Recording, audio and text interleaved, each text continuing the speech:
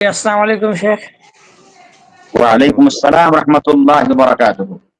शेख मेरा सवाल ये है, अगर रुकू मिल जाए तो वो रकात मिल जाएगा? ভাইয়ের প্রশ্ন হচ্ছে যে কেউ যদি রুকু পেয়ে নাই তাহলে কি সে রাকাত গণ্য করবে না করবে না?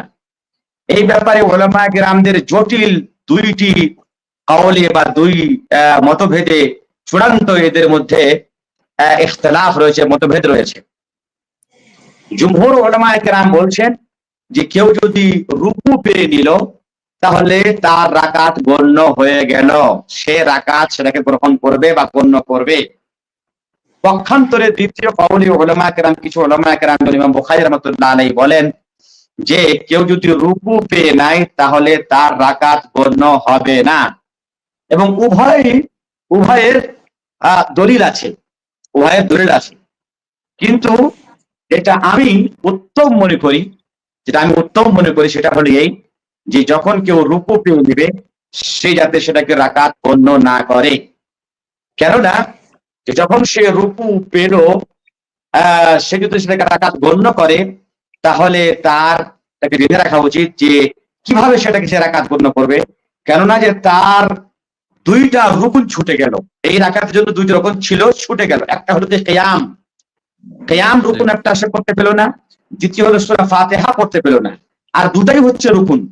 যে কোনো রাকাতকে ভঙ্গ হওয়ার জন্য একটি রুকুন ছাড়াটাই যথেষ্ট।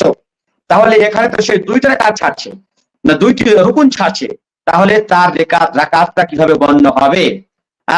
আল্লাহ পাক কোরআনে বলেছেন ওয়াকুমু লিল্লাহি কানিতিন, তোমরা আল্লাহর জন্য অনয় বিনয়ের সাথে দাঁড়িয়ে যাও, কিয়াম করো।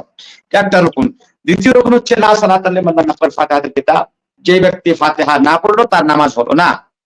সুতরাং আমার নিকটে উত্তম হচ্ছে এই যে যেই ব্যক্তি রুকু পাবে সেই যাতে সেটাকে রাকাত গণ্য না করে, সে আবার এক রাকাত পরিপূর্ণভাবে পড়ে নেবে।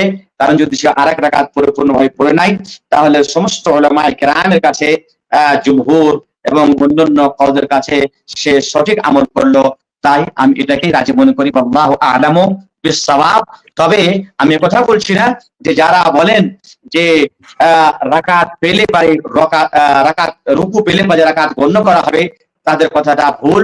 আমি কথা বলতে চাচ্ছি না, কারণ এটা হলো ইখতিলাফি মাসআলা, আর উভয় করা দলিল আছে। আমার কাছে যেটা নিকটে, যেটা ভালো মনে করছি বা যেটা উত্তম মনে করছি সেটা হলো এই, সে রাকাত গণ্য করবে না। জি।